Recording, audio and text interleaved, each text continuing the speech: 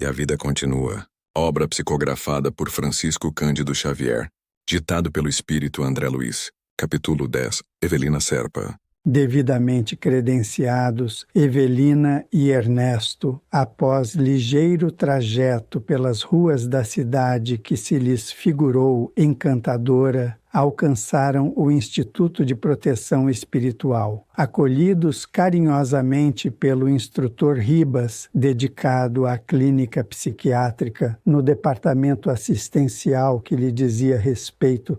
Sentiam-se tão à vontade do ponto de vista do habitual, como se estivessem visitando o moderno consultório terrestre. Em tudo, simplicidade, conforto, segurança, atendentes à vista, fichários, aparelhos diversos para registro do pensamento. Depois das apresentações, o instrutor médico entrou no assunto. Estamos informados de que se ficharão aqui em nosso gabinete e podemos começar por nossa irmã. Ato contínuo, acenou para um funcionário a quem nomeou por irmão Telmo e, obedecido pelo auxiliar, designou Ernesto a ele, anunciando: ficarão juntos enquanto ouço a irmã Evelina. E para Fantini, bem impressionado: nada tema. Toda a conversação em nosso instituto está subordinada ao encorajamento e à saúde. Nada de pensamentos negativos. Tão logo termine o entendimento inicial com a nossa amiga, teremos nosso encontro. Revestia-se aquele quadro íntimo de tamanha espontaneidade que os dois recém-chegados não conseguiram atinar com a verdadeira situação.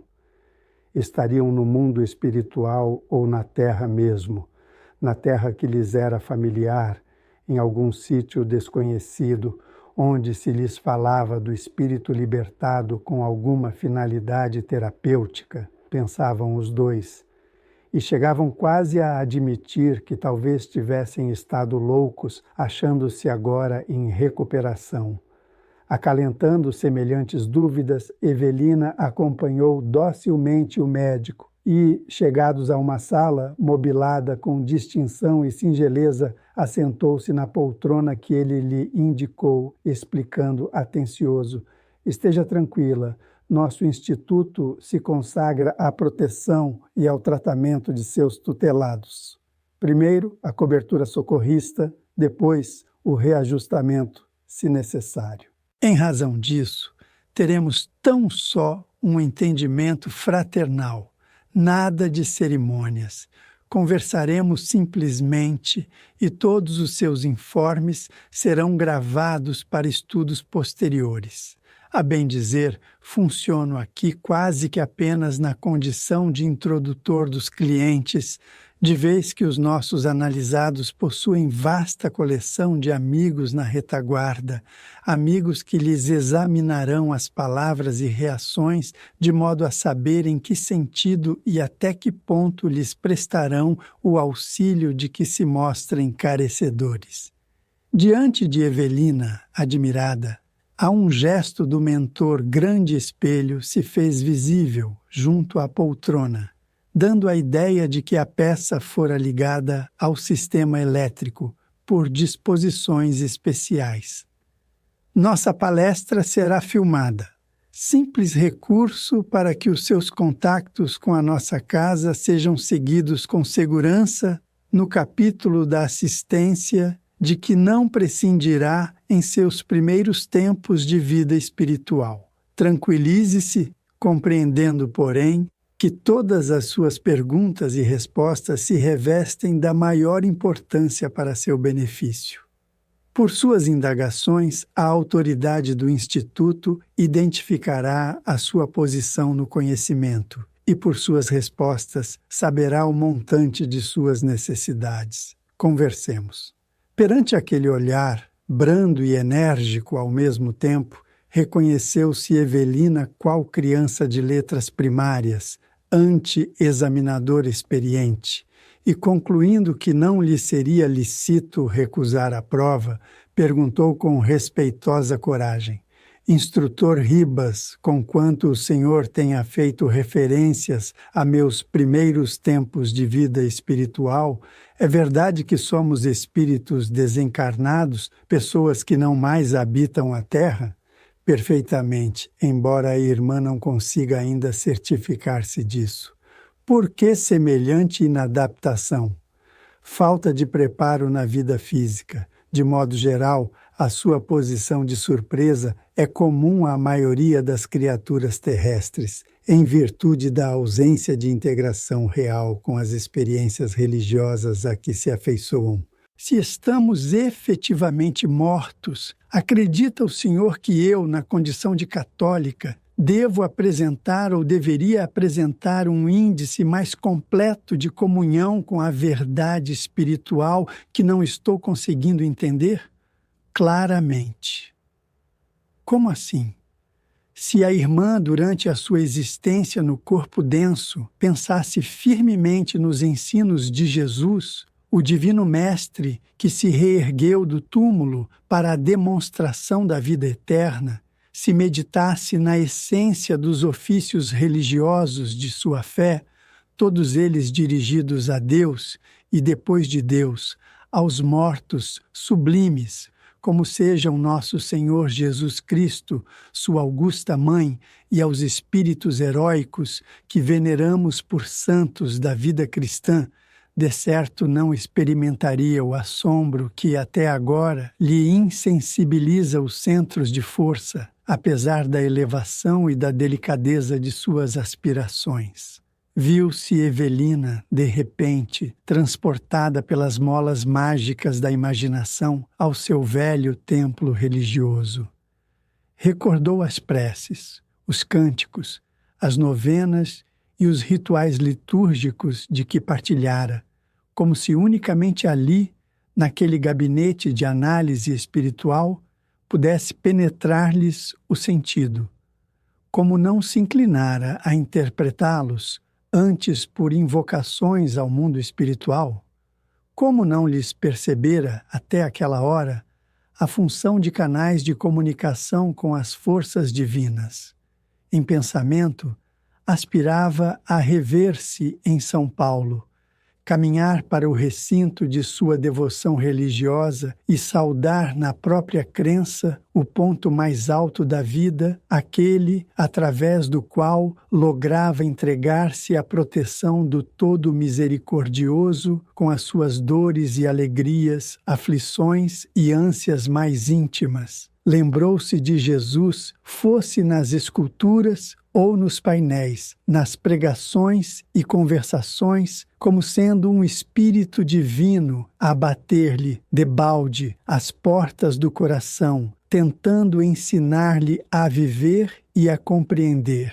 E, ao refletir no mestre de paciência infinita, a cuja magnanimidade recorria em todas as dificuldades e tribulações, sem se dar ao trabalho de perquirir-lhe as lições e acompanhar-lhe os exemplos, entrou em crise de lágrimas, qual se a fé cristã, excelsa e piedosa, se lhe transfigurasse em juiz nos recessos da alma, exprobrando-lhe o comportamento. Ó, meu Deus, inferia em pranto, por que precisei morrer para compreender? Por que, Senhor? Por quê? Ali comparecia para retratar-se moralmente, falar de si própria, prestar contas. Entretanto, que trazia na própria bagagem senão o vazio de uma existência que lhe parecia então inútil? Tinha a ideia de que as trancas mentais que a isolavam das realidades eternas se haviam rompido de chofre na leveza de pensamento que passara a desfrutar, e aquele Jesus que adorara por fora lhe ganhava agora a intimidade do coração e lhe perguntava com infinita doçura: Evelina, que fizeste de mim? A senhora Serpa, algo descontrolada, chorou convulsivamente diante do instrutor que a seguia, paternal. O generoso amigo deixou que ela mesma estancasse a fonte das lágrimas e, ao vê-la asserenar-se, falou comovido. A depressão momentânea lhe faz bem. A dor moral nos mede a noção de responsabilidade. Seu sofrimento de espírito, ao recordar-se do Senhor Jesus, evidencia a sua confiança nele. Em tom mais afetuoso, o instrutor imprimiu novos rumos à análise em andamento, participando a jovem senhora que praticamente a sua ficha de identificação estava pronta, de vez que, antes de sua vinda, o estabelecimento de saúde, através do qual ingressara na cidade, fora consultado sobre a sua procedência e filiação na terra. Ainda assim acrescentou: o seu depoimento aqui, porém, será valioso, porquanto, de posse dele, estaremos mais amplamente informados quanto à nossa tarefa de auxílio. Posso saber que auxílio será esse? Sim, por seus apontamentos, ser-nos-á possível aquilatar o tipo de amparo que lhe será ministrado. Entretanto, instrutor, não serei conhecida no mundo espiritual? Não temos, acaso, todos nós guardiães na existência terrestre? Perfeitamente. E todos aqueles que nos conhecem possuem determinada versão de nossas experiências para uso deles próprios. Em nossos estudos, todavia, a sua versão pessoal é muito importante, considerando-se que as suas anotações autobiográficas se lhe jorrarão da própria consciência. Há que promovermos um autoencontro no plano das realidades da alma, para o balanço preciso de nossas necessidades imediatas. Certamente, em outros lugares, a irmã comparecerá nas citações de muitos companheiros, retratada nas impressões que lhes terá causado. No entanto, em nosso instituto, recolheremos a sua projeção individual, intransferível. Logo após, ante a expectação da cliente espantada, o benfeitor solicitou-lhe rememorasse de viva voz alguns traços da própria história, a começar das reminiscências mais antigas, que evitasse um relatório exaustivo e sim procurasse sumariar notícias e lembranças tanto quanto possível. A senhora Serpa narrou, humilde: minhas memórias principiam confusamente ao perder meu pai. Era uma criança tenra quando escutei os gritos de minha mãe, agarrando-se a mim, a dizer-me que eu estava órfã. Pouco tempo decorrido, minha mãe deu-me um padrasto bom e amigo. Realizado o segundo matrimônio, ela e meu segundo pai resolveram abandonar a região em que morávamos, de certo no intuito de fugir a recordações indesejáveis. Apesar da ternura do homem que passara a chefiar nossa casa, sentia falta instintiva de meu pai. Entretanto, a respeito dele, as notícias foram para mim sempre escassas. Acerca do seu falecimento, nada mais pude colher de minha mãe, em matéria de esclarecimento, senão que ele morrera de modo repentino quando se achava num passeio. Mais crescida, compreendi que ela reprimia comentários em torno do pretérito, esquivando-se a conflitos possíveis com o marido, que, seja dito em louvor da verdade, lhe dedica até hoje enternecido afeto. Aos 12 anos de idade, fui internada num educandário católico, no qual me diplomei para o magistério, sem exercê-lo em tempo algum, porque desde o baile de formatura me vi requestada por 2 rapazes, ao mesmo tempo, Túlio Mancini e Caio Serpa. Confesso que muito moça e muito irresponsável ainda, deixei que o meu coração balançasse entre os dois, prometendo fidelidade a ambos, simultaneamente. Quando admiti minha escolha definitiva na pessoa de Caio, que veio a ser meu esposo, Túlio tentou o suicídio, e ao vê-lo salvo, pensei no sacrifício a que se dera por minha causa e, de novo, me inclinei para ele. Quando me dispunha a requisitar de meu noivo a exoneração de qualquer compromisso, Túlio matou-se com um tiro no coração. Depois da terrível ocorrência, casei-me. Caio e eu fomos felizes por alguns meses, até que vimos frustrado o anseio de possuir um filhinho. Abortei logo ao engravidar-me. Em seguida, caí em deperecimento orgânico progressivo. Talvez em virtude da enfermidade que me acometeu sem pausa, Caio procurou nova companheira, uma jovem solteira com quem passou a conviver, simulando vida conjugal na cidade grande. A vexatória situação em que me achei passou a me arrasar. As humilhações incessantes a que me vi exposta, dentro de casa, amargaram-me a existência. Desde então, nada mais tenho a confessar senão sofrimento moral e desânimo de viver com a enfermidade de que me vejo em tratamento até hoje. O instrutor fitou-a, comovido, e perguntou: a irmã chegou a desculpar o esposo infiel e a compadecer-se da rival? A senhora Serpa refletiu alguns momentos e intercalou com amargura: de modo nenhum. Estou numa confissão em que tomo a Jesus por minha testemunha e não posso mentir. Nunca pude perdoar a meu marido pela deslealdade com que me afronta e nem tolerar a presença da outra em nosso caminho.